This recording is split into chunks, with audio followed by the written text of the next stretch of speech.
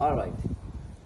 Yeah, man, this one is for Andrew Kibe. Andrew Kibe, Vuka Kibe. Pole sana mzee. Leo itabidi tuzoee juu takudisi paka ushangae mzee. Na mimi ni kijana mdogo, kwa 30 years old. Nyuma hapo ya kamera ni mtoto wangu yuko 8 years old. Na huyo kijana yuko 8 years old ndio hata mnaweza bishana naye. Yo by the time ukishinda juu mse already akona plan ya life yake, vile ataishi maisha yake, anajua so much about his future. Wewe haujui anything about your future Kibe. Wewe unajua tu kuongelelea Pudesh, unajua kuongelelea tu wa mama wazee, irrelevant issues. Kwanza angalia tu life yako. Hiyo mavitu unafanyanga huko, sijui podcast, sijui nini, unakwanga kakaona kamoja, just like a small place like this that you can't even turn around.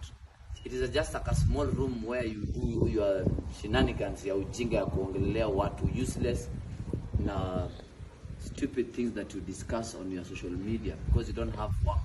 Me, I'm busy, my friend, I'm busy. I have a lot of things to do in my life. Niko na businesses to run, niko na watoto wa kuchunga, niko na how do I say, niko na watu wa kuinspire, niko na wasee wa kuentertain. Wewe your life is miserable mzee. Yani wewe sijui tutakusaidiaje. Mimi naweza tu kuambia Kibe, kama maisha imekulemea huko Amerika, useme mimi hapa kama Buga niko na pesa mingi, naweza nikakulipia wewe ticket na nikuandike kazi ya waiter pale Casavera Lounge. Ama kando na hiyo naweza kupea job ya MC, ukuje uMC DJ ya Kimix, wewe una MC una hype club. At least utapata a living kuliko ukae huko Amerika.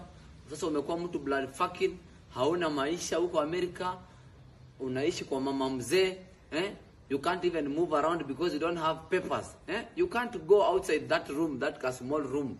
You don't have papers even to be in America. Come back home, we will help you Kibe. There are people here in the country who have clean hearts like us. Tutakusaidia. Last time niliona Jalang'o alisema atakulipia ticket kwa Tripigo yake.